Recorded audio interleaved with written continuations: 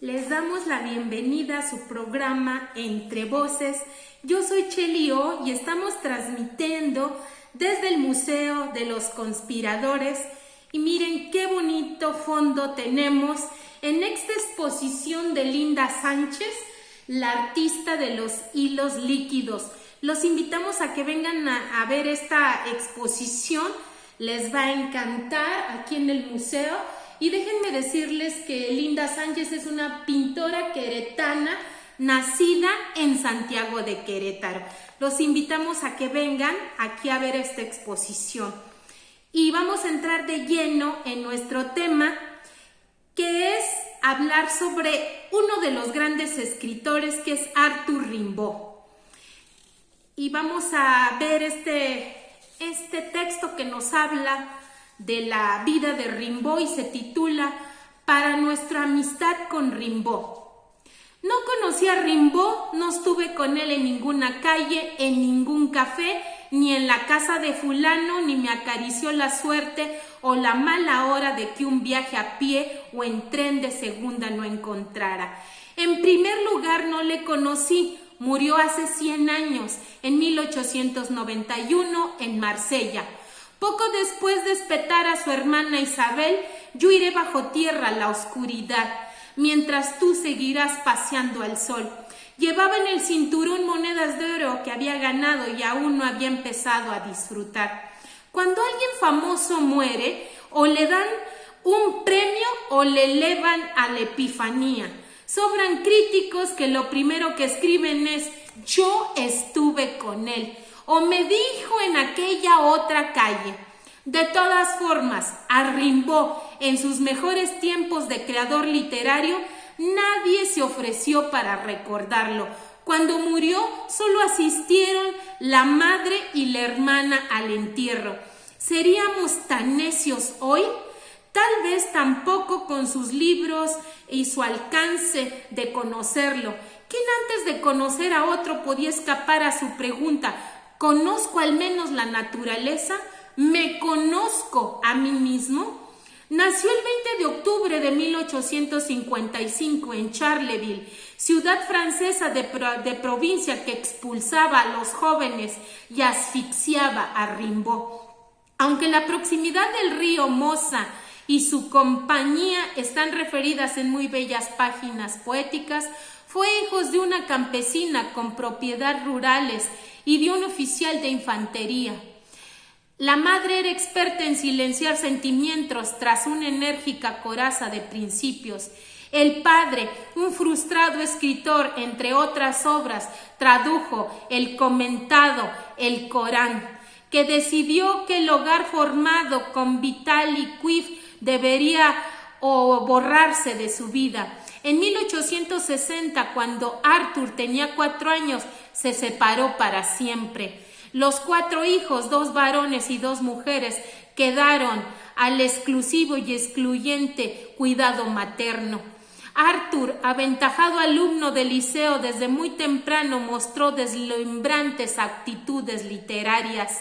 Sus profesores empezaron a señalarlo como un niño prodigio, cosa que la madre no supo recompensarle.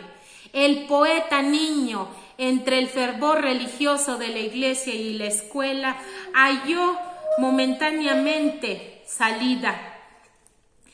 Ya despuntaba en él una extraordinaria confianza en el poder adánico. Nombrador de la palabra adolescente, en los cafés inventaba absurdas historias, aventuras lujuriosas que los parroquianos le pagaban con una pinta de cerveza o unas migajas de tabaco. Ávido lector, incursionaba en las páginas de sus parnasianos contemporáneos, historia y novelas libertinas del siglo XVIII. En fin, en todos los libros del azar o de los amigos depositaron en sus manos, entre ellos tratados de cábala y alquimia. Se revistió, si no de erudita, sí de una apasionada formación ocultista. Esto lo llevó a soñar, tal vez conseguir el otro material y concreto que lo salvaría de la miseria económica. En pocos poetas Es dable encontrar más intensos sentimientos sobre la vida de las palabras que podían alcanzarle la iluminación y la subsecuente riqueza. Acusado por la opresión de aquella estrecha Charleville natal, huyó hacia los tumultos de París en 1870. Son los tiempos en que el poeta va en búsqueda de evidencias. Desde ahí la biografía empieza a adquirir la velocidad del vértigo. No habrá otro destino que le convenza ni oficio que le interese un par de meses. Ejercerá múltiples rabiosamente y para ganarse unos luises acosado por el hambre. París se convierte en un gran estómago y la desesperación de su madre le recupera sucesivamente de las huidas para propinarle castigos corporales y encierros. En 1871, por medio de un anarquista anticlerical, contactó a Paul Verlaine. La necesidad de entreverse con los poetas de París, trasladarse de Charleville, probarse, lo arrojaron, provinciano, pobre y visionario, hasta la casa del ya famoso Verlaine. Nace una amistad satánica donde Rimbaud perfeccionará su estilo poético, pero no cambiará su cabalgadura. Se acompañan, se aman, disputan y vuelven a la complicidad de malditos. En cuanto alterna con espíritus luminosos de la época de distinto signo, la pirámide social francesa que entonces se destrona y vuelve a levantarse, siempre lo tendrá como un dinamitero. El positivismo en boga imaginó un paraíso hijo del progreso, cuando las máquinas lograrán la solución de las necesidades, sobreprendían la libertad y el deseo abiertos. Los misterios retrocederían ante la piqueta de la razón. La felicidad se hace con las manos. En el siglo XIX, un siglo atestado de mártires y de locos. En las ideas comentadas pontifician de un extremo a otro, el apocalipsis levantado, una fe, una utopía envuelta en papel de regalo. Hacía falta creer y sacrificarse, seguir una doctrina. Todo era posible desde que la Ilustración revelara los dioses de la nueva consolación. Rimbaud, de pie en aquella modernidad, proclama el nuevo evangelio y se mofa el progreso. El mundo que adelanta, ¿por qué no habría que girar? El poeta se hunde en la desesperación, la droga y la aventura. Canta los tonilados que revolotean en las grosellas, pero no se duerme. Ha sentado a la belleza de sus rodillas y encontrando la amarga la ha injuriado. Se entrega a las brujas. Es necesario desordenar los sentidos, un programa estético hecho de lucidez alucinada. Hay que volver a la barbarie inicial. Sin embargo, no engrasa su melena con los antepasados galos. Vivimos en un siglo de manos, dice, en un siglo de oficios, todos innobles.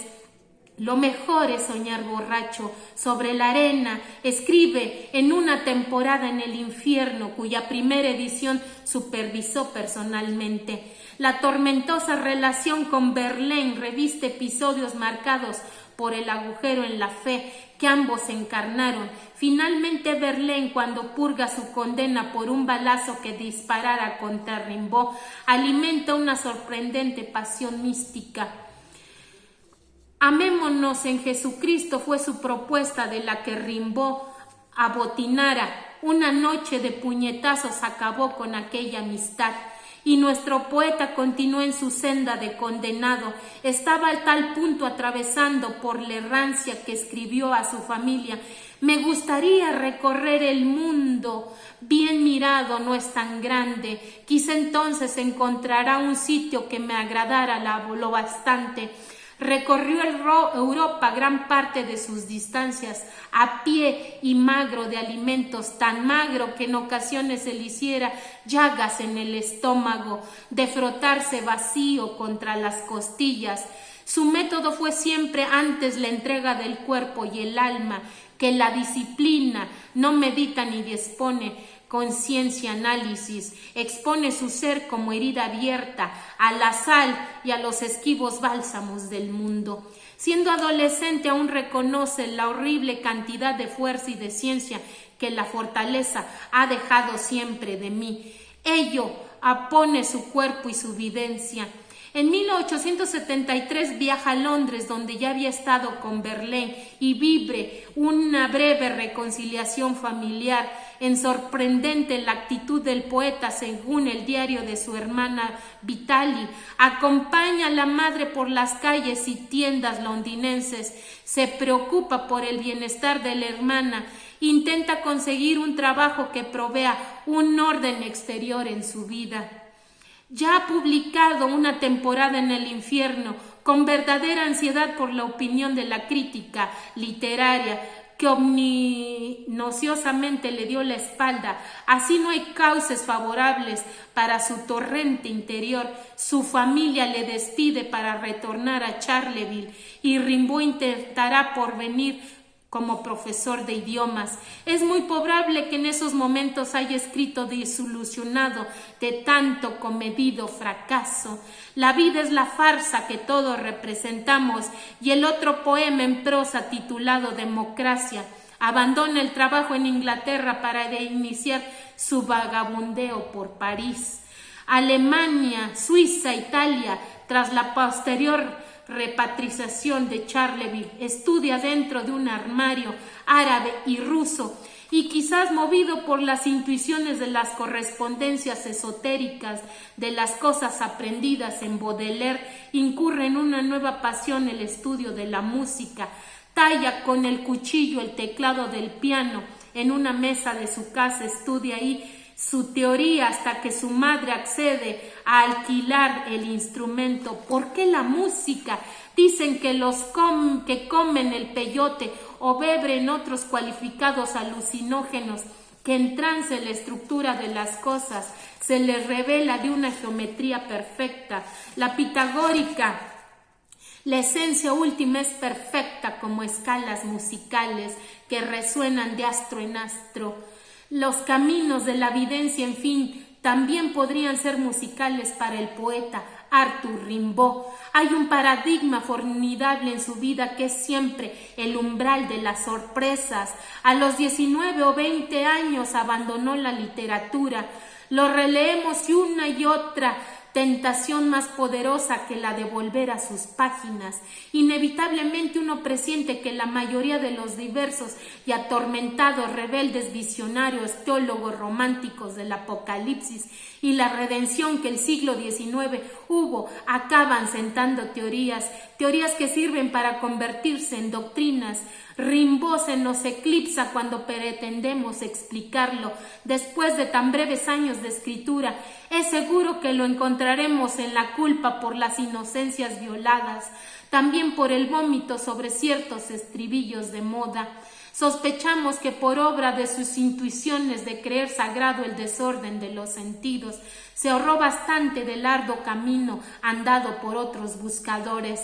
En su obra se presiente una relación estremecedora entre las distintas caras de la numerosa realidad.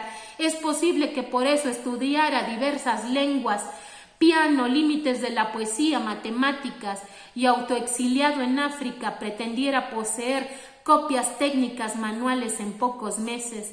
¿Por qué deja temprano, increíblemente temprano, de escribir? En Una temporada en el infierno había escrito: abandonaré Europa, el aire marino quemará mis pulmones, los climas perdidos me curtirán, nadar, machacar la hierba, cazar, fumar de todo, beber licores fuertes con metal hirviente, como hacían esos queridos antepasados alrededor del fuego. Volveré con miembros de hierro, la piel oscura, el mirar furioso por mis máscaras, que me juzgará de una raza fuerte. Tendré oro, seré vago y brutal. Allí cumplirá con varias líneas de su programa, estará salvo de la miseria, del servicio militar y del Parnaso de los literatos ilustres. Se hizo ciudadano de aquel otro mundo, protegido quizá del terrible fulgor de sus propias videncias, menos atormentados por la unilateralidad de su cultura, quizá preparado para una dudosa vuelta en mejores condiciones a Europa. Por el cáncer acabó prematuramente con su vida a los 37 años de edad. En 1891, hacia esas fechas, cuando en una ocasión le dijeron que su libro de las Iluminaciones, reunido por Verlaine sin su consentimiento de Rimbaud, se editaba con éxito en París, respondió: mierda para la literatura. Volvemos a recordar que no había escrito más poesía desde los 19 o 20 años. Sin embargo, su vida literaria continúa actual, inexorable, despierta. Es actual Rimbaud, un niño joven, sin patria, sin madre, descuidado de cuanto se conoce, esquivo a toda fuerza moral, como ha habido yo lamentablemente mucha gente joven, como los jóvenes de las generaciones de sus últimas posguerras. Canta el fin de las razas y de las fronteras. Hay que ser muy moderno, siempre muy moderno, proclamó ante esta civilización que él veía muy envejecida de raíz.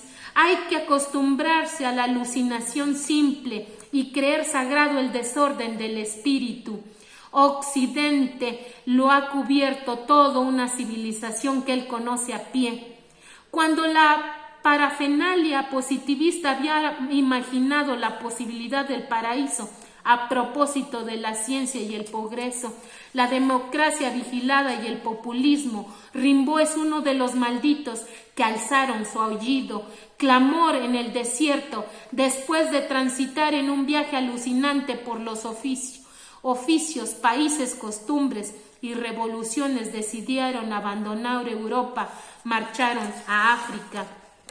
Estas reflexiones son su propósito de la biografía, por nosotros conocida después de la necesaria e interminable relectura de la obra de Rimbaud.